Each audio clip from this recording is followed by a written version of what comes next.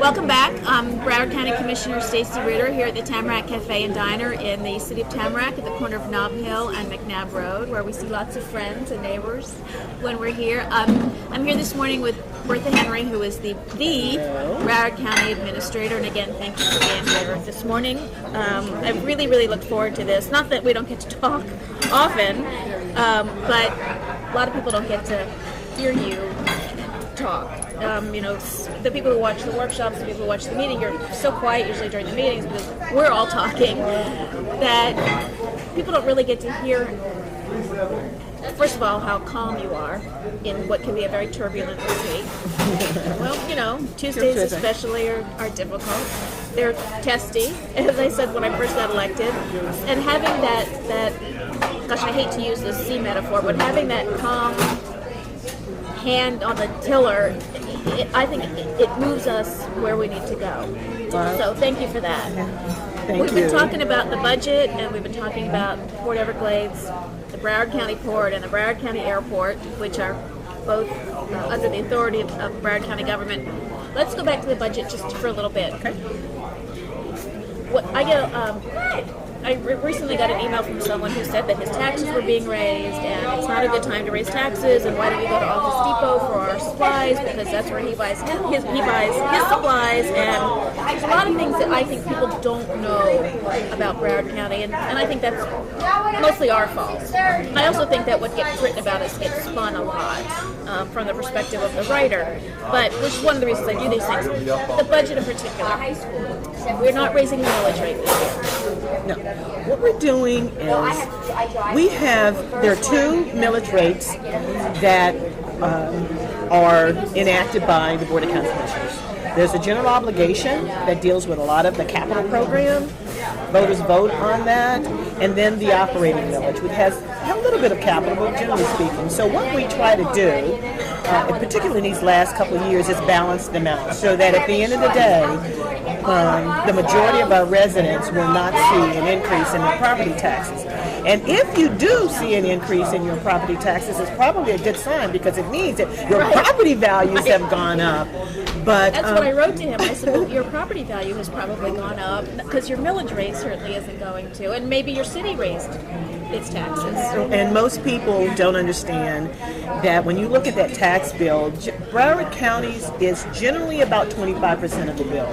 So 75% of that bill comes from other taxing jurisdictions, the school board, there are myriad of drainage districts and so forth. Florida Inland, there's so many, and the municipalities. And you won't hear me complain about municipalities at all, because I feel their pain.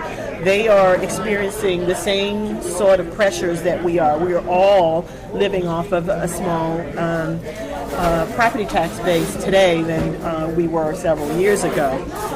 But I wanted to sort of put a few things in perspective. We talked a little bit about the fact that most people, when they say, the county has a $4 billion budget, I know that they can cut here and there. What they don't realize is that only, in this case, we're going to have a budget of a little over $3 billion.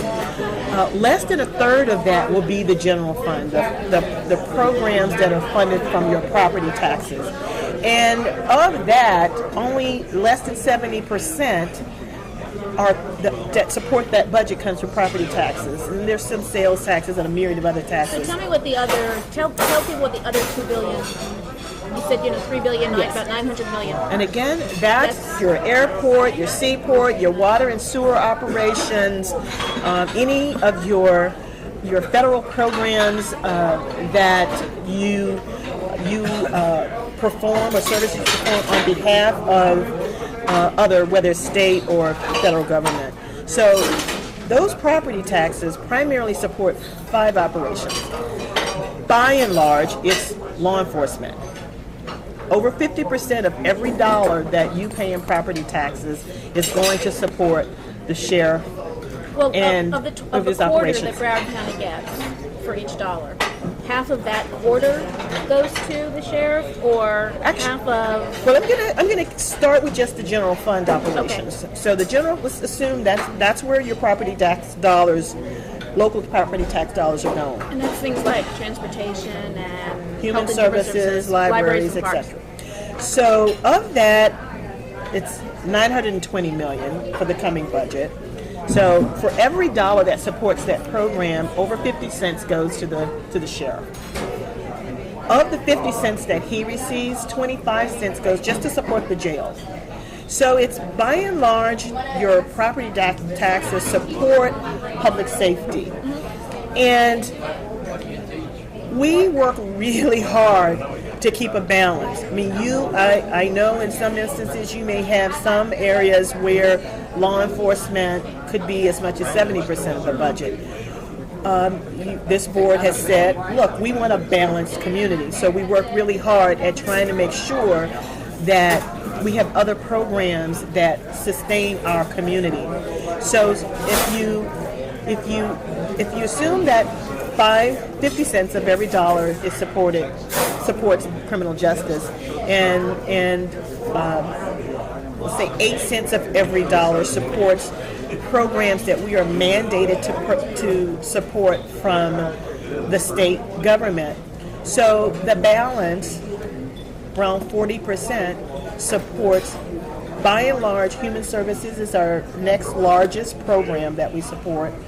Then libraries, parks, and then you have all of this amalgamation of all these other services that I talked about. And again, I love all of a sudden mosquitoes on my brain because we've been getting all these complaints about I'm having a mosquito infestation. But those programs are supported by your local property tax dollars, and we need to have money to do that. Transit obviously also is a big program out of your property tax dollars. I always find it amusing. Well, maybe amusing is not the right word. When I hear state government talk about, cutting property taxes, because that's where we get the money to fund the services that are important to Broward's residents. But they won't talk about an income tax because nobody wants an income tax in Florida. So if you cut property taxes, which local governments rely on, and you don't have something to replace it, Right. which won't happen because no one in the legislature will vote for an income tax, what do you do? We get lots of, the emails that I get, which are about this, say, cut, cut, cut. But we are property tax reliant. Other states have income taxes. New York has a city tax and a state tax and a federal income tax as well. They have other sources from which to pull.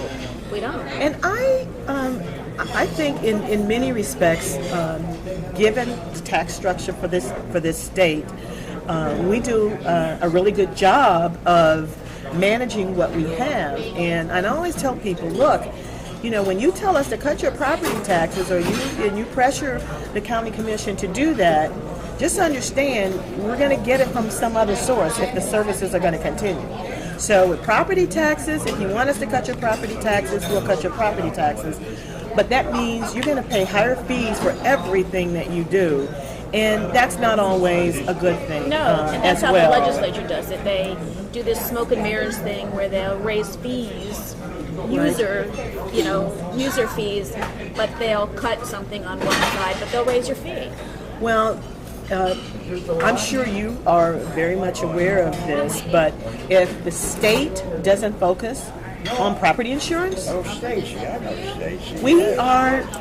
we're gonna have difficult times in this state. And most people, when they were, oh my God, my property taxes are killing me, we talk to as many people as we can, and when you get them to really focus on what they're upset about, because many people pay their property taxes through their mortgage. Right. It's the insurance. My insurance for the last 5 years has been higher than my property taxes. If I were to retain the same level of deductions, if you will, as we had. So property insurance is a big issue. Huge. But that's an issue that only the state can deal with. Right. We can't deal with it locally. So if you keep telling the public out there, well, your property taxes are too high, when you know better. It doesn't do us any of us any good. I also believe that most people are smart they will, if we say it enough, they will figure it out. One of the valid criticisms that I receive from this board is that I don't get out enough. I don't tell our story loud enough. And part of that I balance with being self-serving, because I don't want people to think that we're out trying to sell something, but the facts are the facts. And we want people to be educated. We want them to understand what's going on. And that's not always an easy thing to do. That's not one of my strongest suits, I must say. Well, that's one of the reasons you're here this morning. And I want to thank Broward County Administrator Bertha Henry for being with us this morning and talking about the good story about Broward County and what Broward County does for its residents. And I appreciate that. And if I'm going to wrap this up with you, I have to say that we have the best employees. We do. By far. We do. You know, when this board challenges this organization, they rise to the occasion. They absolutely do. It has been a pleasure for me to work with them for 5 years. 85% of our employees are represented by labor, and I know that there's people out there around the country that are giving labor a bad rap. Absolutely not the case. Not the case in Broward County. We would not have been able to do what we've done over the last 5 years to get through this were it not for a good relationship with our labor and our employees. They're the absolute when best. you look at other counties that are having labor relations issues, we're not having any of those in Broward County, and that's because both sides have come together and have actually risen to the occasion. Both sides have given. Exactly. As much as needed, and now that it's loosening up a little bit, I think the labor relations representatives recognize that we all work together when things are bad. We will all work together when things turn around. Absolutely. So thank you again for being here. Thank you for having me. We'll be back whenever with another Coffee with Stacy.